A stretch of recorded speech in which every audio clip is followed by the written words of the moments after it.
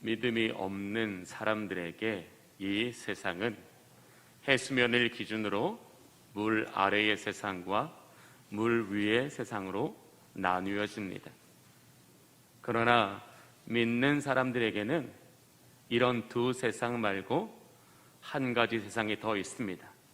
그것은 눈에 보이지는 않지만 지금도 하나님께서 살아 역사하시는 세상이고 하나님께서 만들어 가시는 하나님 나라라는 영적인 세상이 분명히 존재합니다. 그래서 우리가 살아가는 이 세상에는 눈으로 보이는 세상이 있는가 하면 눈으로 볼 수 없는 세상도 있습니다.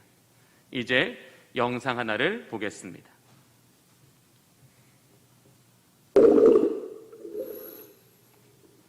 지금 보시는 영상은 바다 깊은 곳에 산호섬을 주변으로 해서 아름다운 물고기들이 살아가는 세상입니다.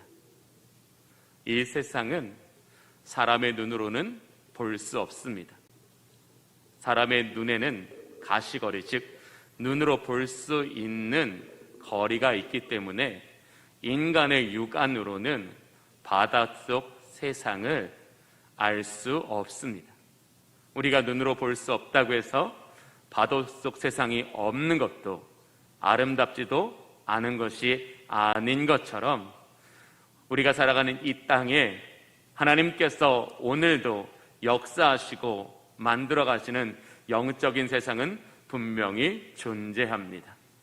하나님은 저와 여러분에게 이 영적인 세상을 살아가게 하시기 위해서 선물 하나를 주셨습니다. 그것은 바로 믿음입니다. 히브리서 기자는 믿음은 바라는 것들의 실상이요 보이지 않는 것들의 증거니라고 말씀하셨습니다. 우리에게 믿음을 주시는 것은 그 믿음을 통하여 눈에는 보이지 않지만 지금도 살아계셔서 역사하시며 성취하고 계시는 그 하나님의 나라, 영적인 세상을 살아가게 하시기 위해서 저와 여러분에게 믿음이라는 눈을 주셨다라는 것입니다. 이 세상은 하나님께서 만들어 가시는 세상이고 성령님이 보게 하시는 세상이고 그 세상을 살아갈 수 있도록 복음은 저와 여러분을 오늘도 그 세상 속으로 초대하고 있습니다. 진리의 성령을 통하여 우리가 하나님의 형상대로 창조되었고 우리 각 사람에게는 하나님의 목적과 사명이 있어서 우리가 그 하나님의 거룩하신 뜻과 섭리 안에 살아갈 때에 우리는 비록 육신의 몸을 입고 살아가지만 우리는 육에 속한 세상이 아니라 영에 속한 세상을 살아가며 썩어질 세상이 아니라 썩지 아니할 세상을 살아가며 이 땅이 아니라 영원한 하나님의 나라를 살아갈 수 있다라고 이야기하고 있습니다. 그 말은 우리가 살아가는 이 세상에는 아직까지 우리에게 열려지지 않은 영적인 세상, 더 좋은, 더 아름다운 세상이 있다라는 것입니다. 성령을 통하여 하나님의 말씀을 깨닫고 우리의 인격적이고 의지전의 결단을 통하여 우리가 하나님 나라를 살고 우리가 하나님의 영광을 위하여 살기를 결단하고 나아갈 때에 하나님은 성령을 통하여 우리가 이제껏 살아보지 못했던 더 아름다운 세상을 열어주신다라는 것입니다. 오늘 사도 바울은 오늘 베드로 사도는 우리에게 그것을 이야기하고 있는 것입니다. 다니엘은 바벨론 왕 느부갓네살 때에 유다의 왕족으로서 바벨론의 포로로 잡혀간 사람입니다. 비록 이 다니엘은 바벨론의 포로로 붙잡혀갔지만 이 느부갓 왕의 이 정책으로 인해서 그 땅에서도 왕의 진미를 먹고 좋은 교육을 받으며 살아갈 수 있었습니다. 그가 왕의 신하로 살기를 결단하고 그 왕의 신하로서의 삶을 환영했다면 이 다니엘은 비록 포로의 신분이었으나 그는 그 포로의 땅에서도 부족함이 없는 인생을 살 수 있었고 또 많은 권력도 어느 정도는 누릴 수 있는 이 세상이 원하는 안전과 그 형통이 보장된 삶을 살 수 있었습니다. 그러나 이 다니엘은 그러한 세상의 삶을 선택하지 않았습니다. 다니엘이 왜 세상의 삶을 선택하지 않았습니까? 그에게 믿음이 있었기 때문입니다. 믿음으로 말미암아 하나님께서 그와 이스라엘에게 약속하신 그 하나님의 분명하신 약속을 신뢰하였으므로 그는 땅으로는 바벨론의 땅으로 살았지만 그 인생으로는 어디를 살아갔어요? 하나님의 나라를 살아갈 수 있었다라는 것입니다. 하나님이 저와 여러분에게 믿음을 주시는 것은 비록 우리가 육신의 옷을 입고 이 땅이라는 물질적인 땅 위에 서 있지만 우리는 하나님의 시간을 살고 하나님의 나라를 살고 하나님의 기쁨에 들어가게 하시기 위해서 하나님은 저와 여러분에게 믿음으로 말미암아 복음의 초청을 듣고 하나님의 뜻을 따라 살아가는 더 좋은 인생으로 오늘 우리로 부르고 계시다라는 것입니다. 우리 이제 다니엘서 12장 9절에서 13절 말씀을 화면을 통해서 함께 보시겠습니다.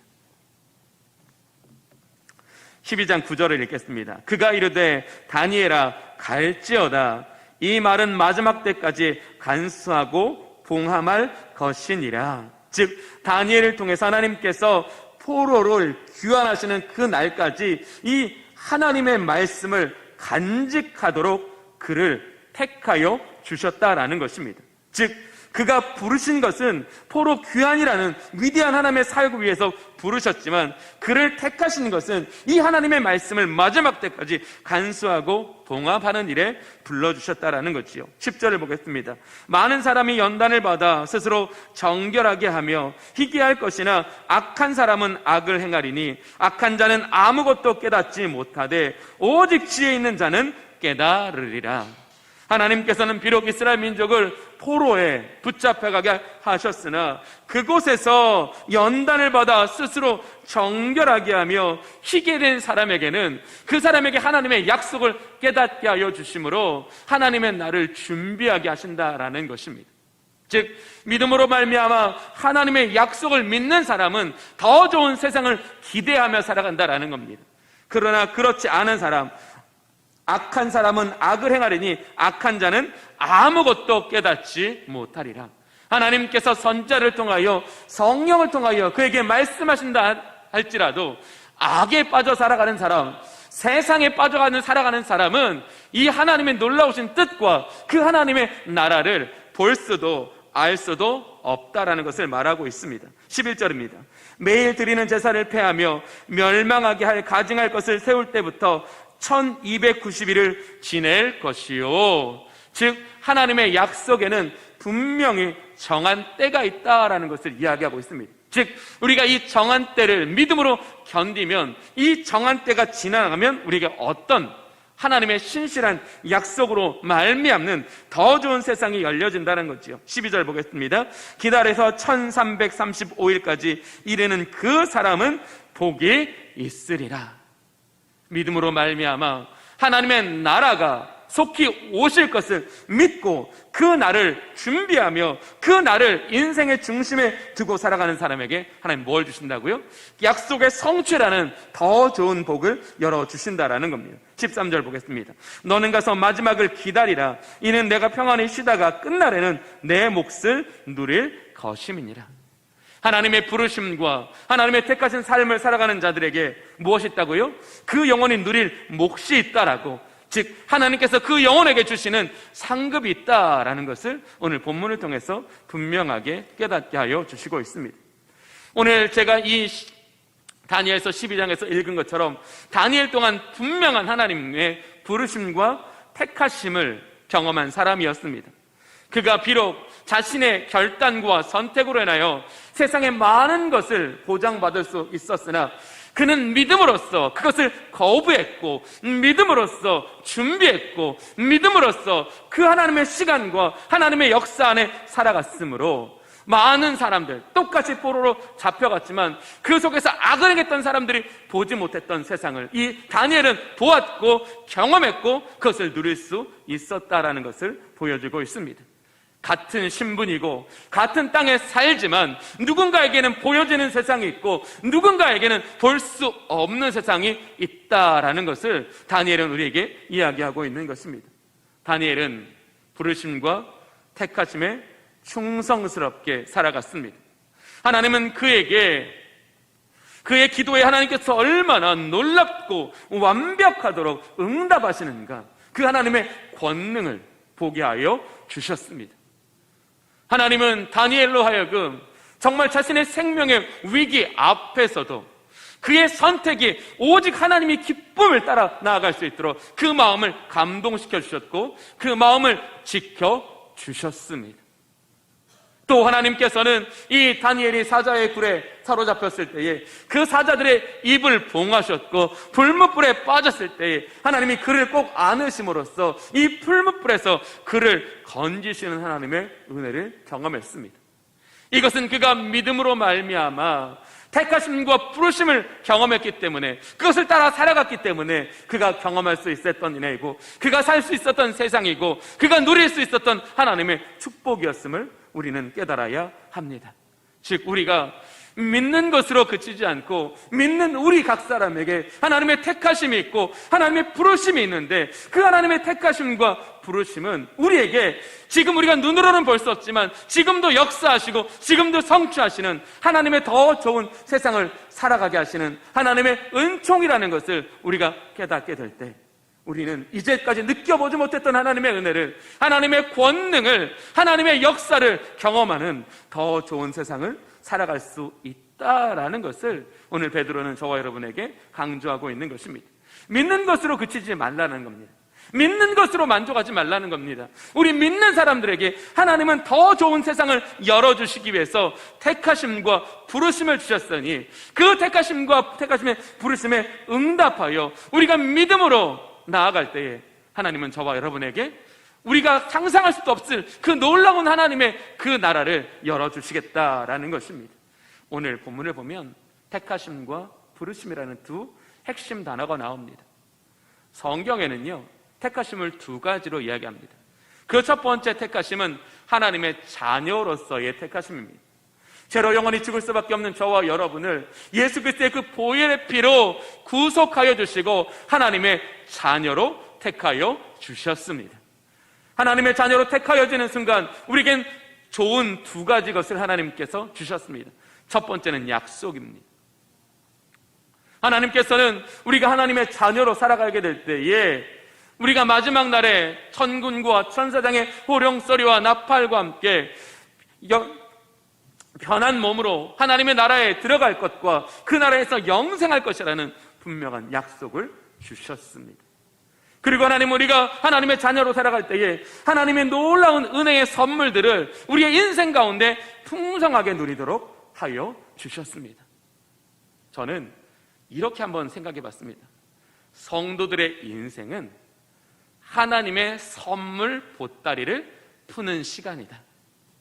성도들이 우리에게 믿음을 주신 하나님, 그 믿음을 통하여 하나님을 경외함으로 하나님의 나라를 준비하고 하나님의 나라를 위한 택하심과 부르심의 삶을 살아갈 때에 하나님은 우리 각 사람에게 이미 예비하신 그 선물을, 그 선물의 보따리를 우리 인생 가운데 경험하게 하여 주신다라는 거예요. 그 선물 보따리가 우리에게 열려지는 순간 그 선물 보따리는 우리에게 어떤 세상? 더 아름다운 세상, 더 놀라운 세상을 우리에게 열어주는 열림을 얻게 하여 주신다라는 것입니다. 여러분의 인생에는 뭐가 있다고요? 하나님의 선물이 있습니다. 그 하나님의 선물은 거저 얻을 수 있는 것이 아니라 부르심과 택하심에 인격적으로 의지적으로 순종하는 순간 열려지는 축복이고 열려지는 세상입니다. 그것을 얻게 하시기 위해서 성령은 우리에게 진리를 깨닫게 하시고 진리에 감동되게 하시고 진리에 결단할 수 있도록 우리를 도와주시는 것입니다. 두 번째는 사명을 위한 택하심입니다. 제가 다른 교회에서 사역을 할 때 정말 믿음 좋은 한 권사님이 계셨어요. 얼마나 기도를 열심히 하시는지 저도 정말 그 권사님의 기도가 너무너무 정말 신실하고 너무너무 간절해서 정말 옆에 있는 저도 하나님, 이분 기도는 좀 들어주셔야 되지 않을까요? 제 마음속에 그런 생각이 들 정도의 기도의 사람이셨어요. 근데 안타깝게 그런 기도의 용사이셨는데 그 권사님의 가정은 권사님을 제외하고 나머지 분이 믿지 않는 가정이었어요. 그러니 남들만큼 평안하게 교회 생활하기가 어려웠고요, 마음에는 간절한 봉사에 열망했지만 봉사할 수 없었고, 말에나 행동에나 늘 가족들을 보면서 의식하고 살아야 됐어요. 여러분, 누구를 의식하고 사는 거 되게 불편하고 어려운 일입니다.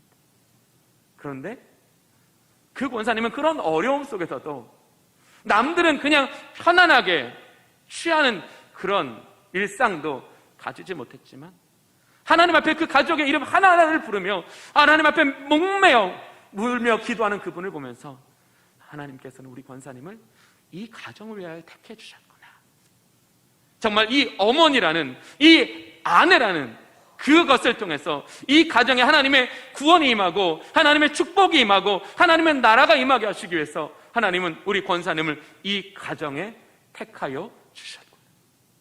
이런 것처럼 우리의 택하심은 가정일 수도 있습니다. 우리의 학교일 수도 있습니다. 우리의 직장일 수도 있습니다. 우리의 가장 친한 친구일 수도 있습니다. 우리의 교우일 수도 있습니다. 같은 직분을 하는 사람일 수도 있습니다.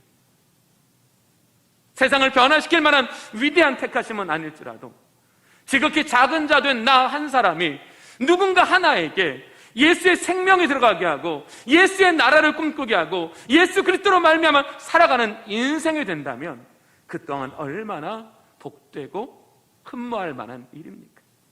우리 각 사람은 하나님께서 어떤 하나님의 귀한 사명을 위하여 택하여 주셨다라는 겁니다. 이제 우리는 믿음의 눈으로 우리 가정을 보아야 합니다. 하나님, 저를 이 가정을 위하여 택하여 주셨습니까? 하나님, 교회를 위하여 택하여 주셨습니까? 직장을 위해서 택하여 주셨습니까? 사역장을 위해서 택하여 주셨습니까?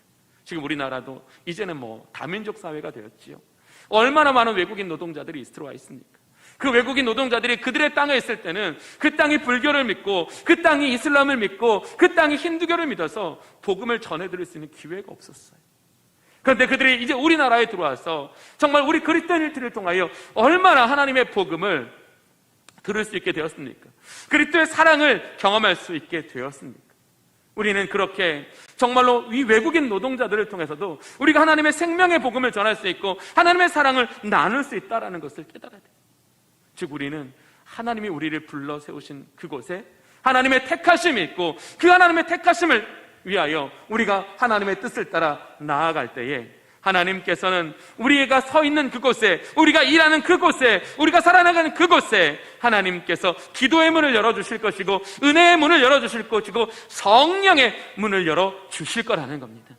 그때 하나님의 놀라운 선물들이 우리의 가정에 임하고 우리의 직장에 임하고 우리가 살아 숨쉬는 곳에 임하여 주신다라는 것입니다. 하나님의 택하심을 깨닫고 그 택하심의 삶을 살고자 하는 자들에게 하나님의 선물은 우리에게 임하여 주신다라는 겁니다. 또 우리에겐 부르심이 있습니다. 다니엘을 한번 예를 들어보겠습니다. 다니엘의 부르심은 이스라엘 민족을 포로에서 귀환케 하는 사역을 위한 부르심입니다. 그러면 그의 택하심은 무엇입니까? 바로 그것을 위해서 이 느부갓네살 왕의 꿈을 해석해 줌으로써 이 느부갓네살을 통하여 이 이스라엘 민족의 포로 귀환을 준비케 하는 거예요. 우리가 포로 귀환을 보면 이 다니엘만 있었나요? 아니, 우리가 잘 아는 느헤미야도 있었습니다. 에스라도 있었습니다. 그리고 오늘 본문에 그 3,551을 기다린 사람도 있었습니다. 즉 하나님의 부르심은 하나 있지만 그 부르심을 위해서 하나님은 여러 사람들을 택하여 다양한 사역들을 통해서 이 하나님의 부르심을 성취하고 계신다라는 거예요. 여러분, 우리 모두는 하나님의 부르심 안에 있습니다. 그 부르심이 구체적인 무엇인지 모를 뿐이지 성령은 우리에게 그 구체적인 부르심을 알게 하여 주십니다. 그래서 그 부르심을 위하여 우리를 택하여 세우시는 바로 그곳에서 하나님의 일을 하게 하시고 하나님의 삶을 살 수 있도록 우리를 도와주신다라는 것입니다. 그렇게 우리가 예수 그리스도를 본받아 하나님 나라의 삶을 살아갈 때 우리의 눈앞에는 우리가 상상하지 못했던 더 아름다운 세상이 열려지는 하나님의 축복이 있다라는 것입니다. 그러면 왜 하나님께서 저와 여러분에게 이와 같이 부르심과 택하심의 삶을 살라고 이야기하십니까? 본문은 그것을 이야기하고 있습니다. 그것은 첫 번째, 언제든지 실족하지 않게 하시기 위해서 저와 여러분에게 부르심과 택하심의 삶을 산다고 말씀하십니다. 10절을 보겠습니다. 부르심과 택하심을 굳게 하라. 너희가 이것을 행한즉 언제든지 실족하지 아니하리라. 베드로 사도는 오늘 본문에서 굳게 하라라고 말씀하고 있습니다. 이 굳게 하라는 건 뭐냐 하면 떠밀려 살아가지 말라라는 거예요. 하나님께서 우리를 뒤에서 정말 우리가 사명의 삶을 살지 않으니까 우리를 뒤에서 막 떠밀어서라도 어떻게든 그것을 살게 하시는, 떠밀려 사는 삶이 아니라, 하나님, 내가 하나님의 자녀 되었고 나에게는 하나님의 놀라운 사명이 있고 그 사명에는 하나님의 나라라는 가장 영광스러운 선물이 있습니다. 나는 하나님께서 나를 구원하셨고 나를 이 땅 가운데 가장 영광스러운 삶으로 초대하고 계시오니 나의 인격과 나의 의지와 나의 삶을 다하여 나는 주님을 따르기로 결단합니다. 이게 바로 굳게 선다라는 거예요. 신앙생활도 마찬가지지요. 정말 하나님 앞에 열심이 없어, 정말 우리가 너무 힘들고 연약해서 하나님이 우리를 쓰러지지 않도록 붙잡아 주시는 그런 인생이 아니라, 하나님, 내가 하나님 이 땅에 사는 날 동안에 하나님 그리스도의 예수의 사람 되어 하나님의 기쁨과 하나님 나라의 열매를 맺는 인생 되게 하겠습니다. 즉 떠밀려 사는 인생이 아니라 굳게 사는 인생이 되어야 한다는 거예요. 우리가 그렇게 굳게 사는 인생이 될 때 우리에게 뭐라고 말씀하십니까? 언제든지 실족하지 아니하리라. 이 실족이라는 건 어떤 의미냐면 다리를 헛디뎌서 넘어지는 것을 말하는 거예요. 이것은 인간의 연약함으로 말미암는 실족도 포함하고 있는 거예요. 때로는 우리의 잘못과 어리석음과 판단의 실수들로 인하여 우리가 이 세상을 살아가는 동안에 때로는 실족해 하는 일이 있을지라도 하나님은 언제든지 우리가 그 하나님 안에 살아가기 위해서 우리를 실족지 아니하도록 저와 여러분을 붙들어 주신다라는 것입니다. 우리의 발을 헛디디지 않도록 도와주신다라는 거예요. 우리가 어떤 길을 가고 있는 동안에 육신과 세상이 우리를 흔들어서 우리의 발을 잘못 디디게 하려는 그 순간에 성령 하나님께서 택하심과 부르심의 삶을 사는 자들에게는 헛디디지 않도록 성령으로 깨닫게 하여 주신다라는 거예요. 성령으로 도와주신다라는 거예요. 그래서 우리의 걸음이 헛디디지 아니하고 하나님께서 기뻐하시는 그 생명과 은혜의 길을 걸어가도록 도와주신다라는 거예요. 두 번째, 우리에게 왜 택하심과 부르심에 살라고 말씀해요? 영원한 나라에 들어감을 넉넉히 주시기 때문이라고 말합니다. 11절을 보겠습니다. 이같이 하면 우리 주 곧 구주 예수 그리스도의 영원한 나라에 들어감을 넉넉히 너희에게 주시리라 라고 말씀하고 있어요. 베드로 사도는 소아시아 교회의 성도들이 환난과 시련을 견디게 됨으로써 어렵고 힘들고 겨우겨우 하나님 나라에 들어가는 것이 아니라 넉넉히 들어가게 하신다고 이야기하고 있어요. 이 넉넉히라는 말은 풍성하게라는 말이에요. 이 넉넉히라는 말은 확실하게라는 의미입니다. 우리가 택하심과 부르심의 삶을 살아갈 때에 우리 세상이 어둡고 힘들고 고난뿐일지라도 거기서 하나님께서 그 택하신 백성에게 은혜를 내려서 그 삶을 넉넉히 이기게 하시고 넉넉히 열매를 맺게 하여 주신다라는 것을 저와 여러분에게 강조하고 있는 거예요. 여러분, 신앙생활 어떻게 하고 계세요? 겨우겨우 하고 계시지는 않으세요? 정말로 견디기 힘든 순간 속에서 정말로 하나님이라는 지푸라기를 잡듯이 혹시 그렇게 살고 계시지는 않으세요? 성경 우리에게 말씀하십니다. 넉넉히 들어가게 하신다. 하나님은 우리의 생각과 우리의 걸음을 아십니다. 우리의 생각과 걸음을 우리가 인격적이고 영적인 결단으로서 하나님의 택하심과 하나님의 부르심 가운데로 나아가게 할 때에 하나님은 우리에게 넉넉함이라는 은혜를 베풀어 주신다라는 거예요. 저는 많은 그리스도인들이 이 함정에 빠져 있다고 생각합니다. 많은 그리스도인들이 누리고자 하는 더 아름다운 세상은 어떤 세상일까요? 소비로 말미암는 세상이에요. 어떤 것을 소비함으로써 차를 사고 집을 사고 건강을 사고 친구를 사고, 즉 뭔가를 소비함으로써 더 많은 것을 얻고 누리고 그 안에서 살아갈 때에 우리는 아름다운 세상이 열린다라고 생각합니다.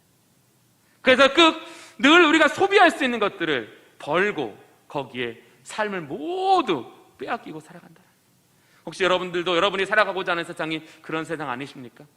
소비로 만들어지는 세상이 아니십니까?